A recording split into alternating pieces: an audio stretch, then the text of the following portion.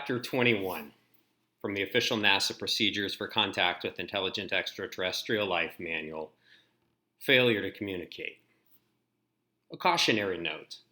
Any IEL we encounter may be from a civilization so radically different from ours that our systems of communication are indecipherable to each other.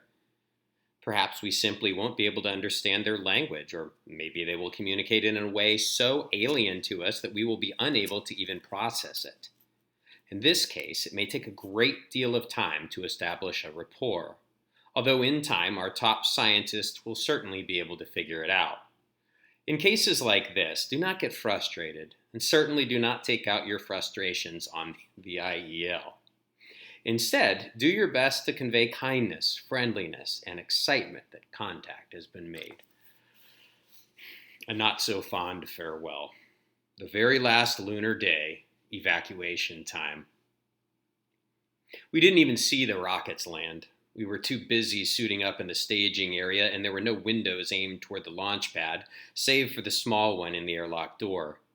Since there was no atmosphere on the moon, we couldn't hear the landing either. The only way we knew it had happened was when Nina announced it. "Touchdown is complete," she said. "Prepare for evacuation." Despite her flat, emotionless monotone, the words were still among the most wonderful I had ever heard.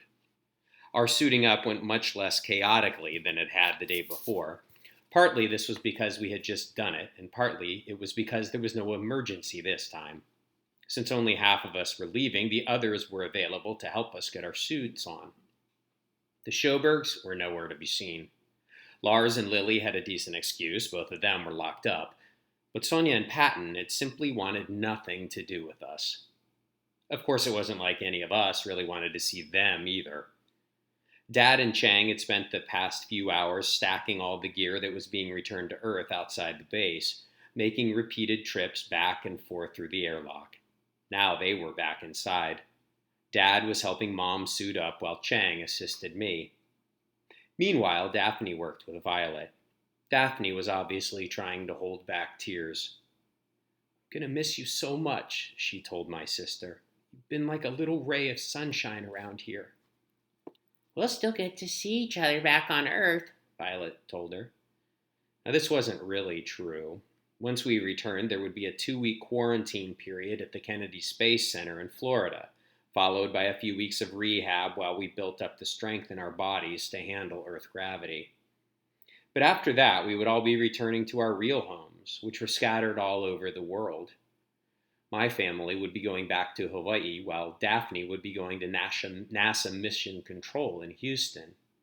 Chances were we'd barely see her again, if ever. Violet hadn't put this together yet. Even though we'd only been on the moon for 8 months, that was still a significant portion of her young life. She was only 6.5 years old. After spending so much time in a cramped space with everyone close by, she seemed to have forgotten just how big the Earth was. And yet no one wanted to burst her bubble by telling her the truth yet. "Maybe we could have a slumber party," Violet said excitedly. "I'd like that," Daphne told her. "It's a date." She tousled Violet's hair one last time and then placed the helmet on over her head and locked it into place. "Daphne's right," Chang told me. "Things are going to be pretty dull here without all you guys around." "Oh, there'll be plenty of fun things to do," I teased. "You'll still have the Schobergs to play with, and there's always the danger of asphyxiation to keep you on your toes." "You know what I'm not going to miss?" Chang asked. "That attitude." He smiled to let me know that he was joking, and then leaned in close and whispered, "You've got a good head on your shoulders, Dash. Keep in touch with me when we're back on Earth. NASA could use a brain like yours."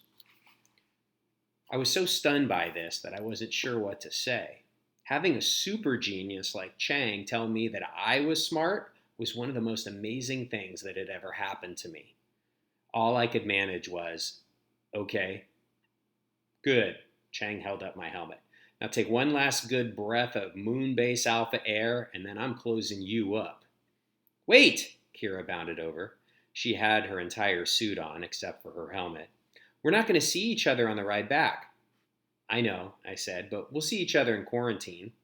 "Still, it's going to be a few days, so—" Kira gave me a hug, or the closest you could get to a hug while wearing a spacesuit, which wasn't much of a hug at all. We were more like two sumo wrestlers bumping bellies. Thanks for being my friend up here. It's been wild. It has, I agreed.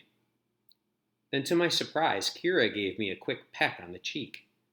Have a safe ride, she said, and then turned to Violet.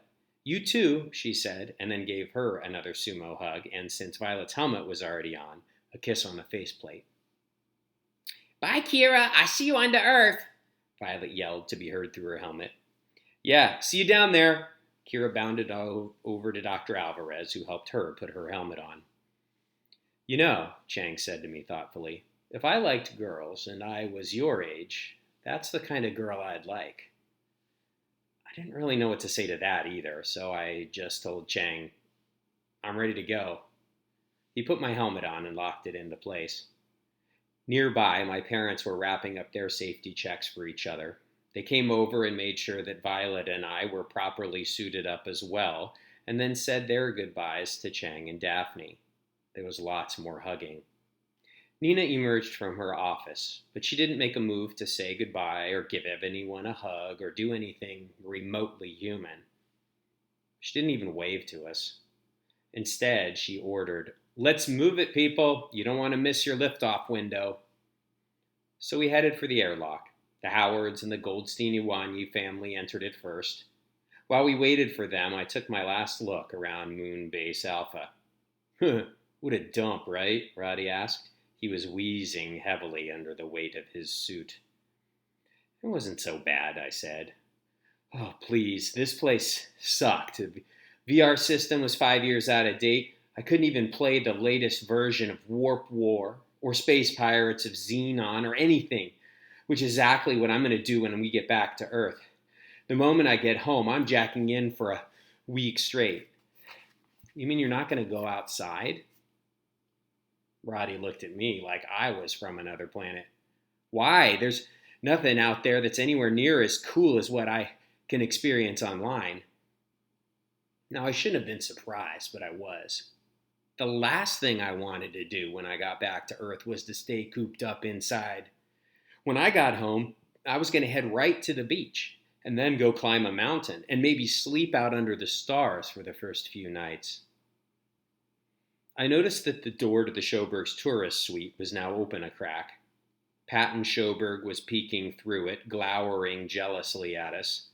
He gave me one last mean stare for the road just to let me know that he was always going to be a jerk, no matter what, and then slammed the door. The first group exited the airlock and shut the outer door. Next wave, Nina said. My family moved inside the airlock with the Brahmaputra Marquez family, and Nina closed the door behind us. There was one last whoosh of air as the chamber depressurized. The light flashed green. We opened the outer door and left Moon Base Alpha forever.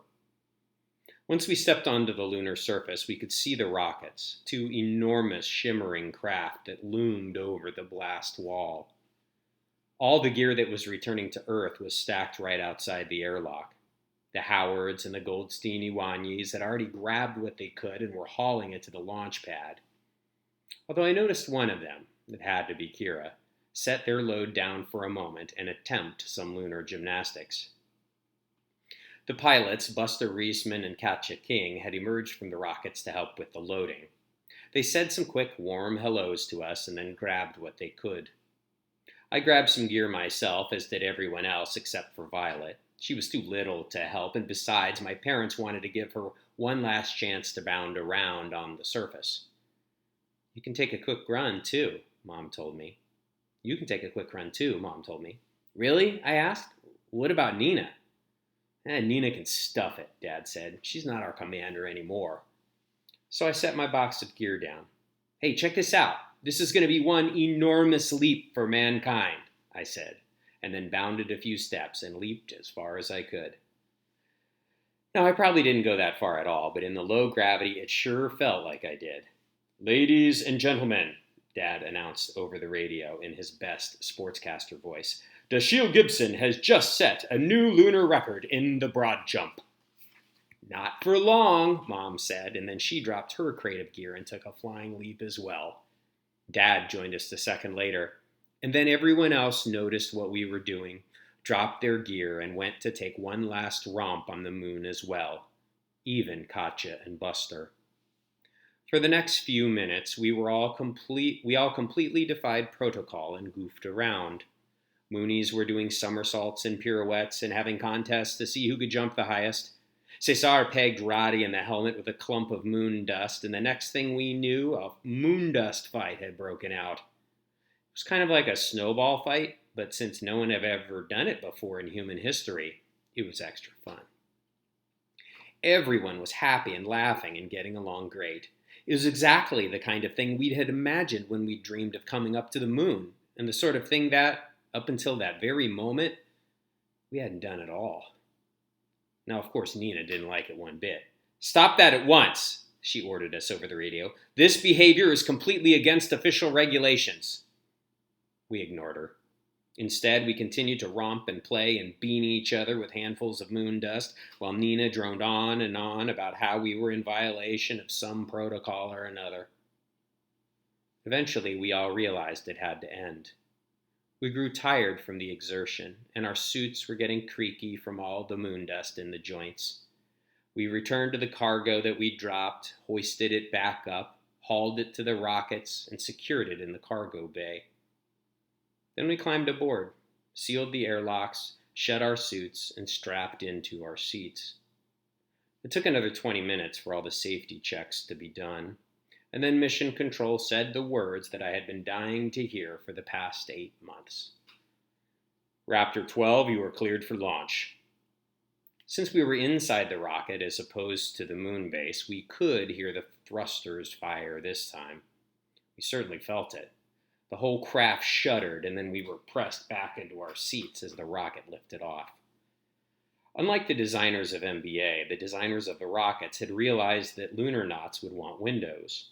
I had one right next to my seat. I pressed my face up against the glass and watched Moonbase Alpha drop away beneath me. It didn't take long. From above, the base looked even smaller than I'd realized, a tiny outpost in a massive sea of moon dust. The solar arrays were much bigger than the base itself, but even they were smaller than your standard mall parking lot. The rocket quickly broke free of the weak lunar gravity, and soon I could barely even make out the place